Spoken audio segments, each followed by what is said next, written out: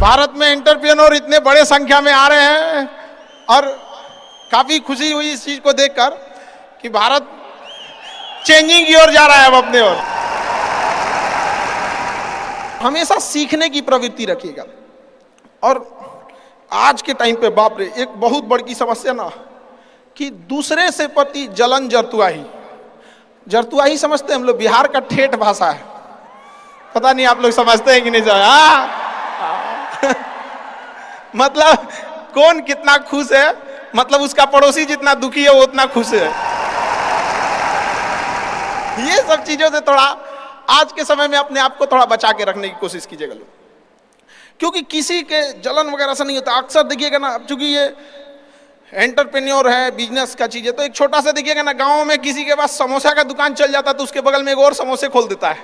अरे आप बहुत सारी चीजें हो सकती हैं। आप डिसीजन आप कभी भी किसी और के मर्जी से इन्फ्लुएंस होके लीजिएगा, वो कभी डिसीजन सही नहीं होगा। डिसीजन आपका अपना होना चाहिए, आप क्या कर सकते हैं। और ये जिस दिन आप पहचान गए उस दिन समझिए आधा काम आप अपने से कर दिए यहाँ पर। और वो सबके अंदर कुछ ना कुछ है, ऐसा नहीं है कि ऊपर वाला आपको खाली हाथ भेजा, सबके अंदर कुछ ना कुछ है।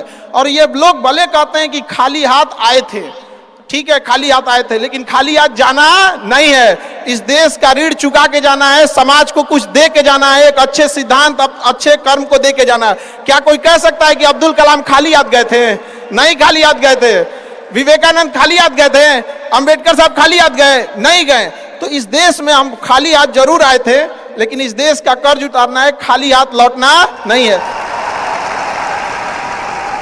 कुछ ऐसे सिद्धांत अपने साथ है, कुछ अपने पीछे कुछ यादें छोड़ के जाना है जिससे कि दुनिया याद कर सके हम लोग को।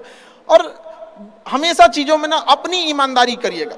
आप कितना ईमानदारी से काम करते हैं, कितना लगन से काम करते हैं, सफलता इसी चीज पे डिपेंड करती है। बाकी ऐसे चीजें कि भाई ये करना चाहिए, बस आप कितना समय दिए हैं किसी चीज को, कितनी ईमानदारी से किए हैं, ये मायने रखता है आपको। आप किसी चीज को समय नहीं दीजिएगा, कभी सफल नहीं हो सकते हैं। और एंटरप्रेन्योर और बिजनेस इस सब की चीजों में एक चीज बहुत बड़ी डिलेमा होती है ना, कि सोचते बड़ी ज्यादा हैं लोग, प्लानिंग बहुत करते हैं। 6 महीना से उसका प्लानिंग चल रहा है। अरे भाई 6 महीना में कमवा शुरू किए रहते तो कुछ एक्सपीरियंस हो गया रहता, कुछ ठोकरें लगी होती।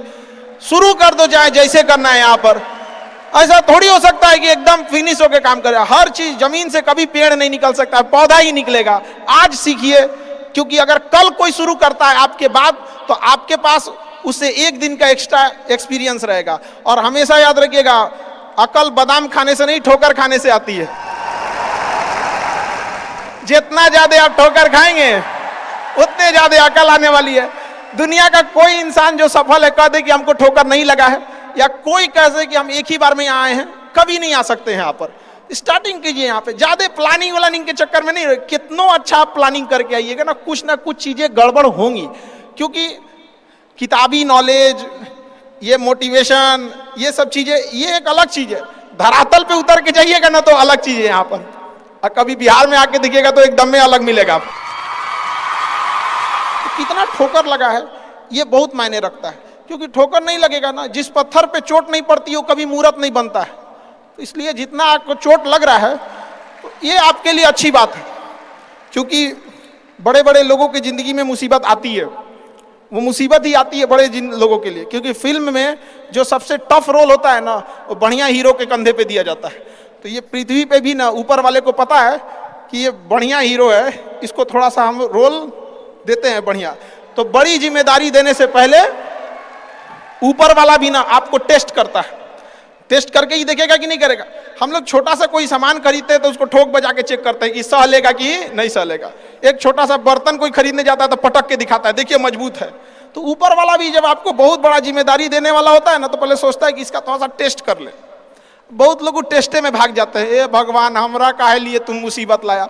यार जब ऊपर वाला तुमको खुशी दिया था तो थैंक यू कहना भूल गए थे, और जब मुसीबत दिया चेक करने के लिए तो परेशान हो गए। यहाँ पर इस चीजों से घबराना नहीं चाहिए किसी को।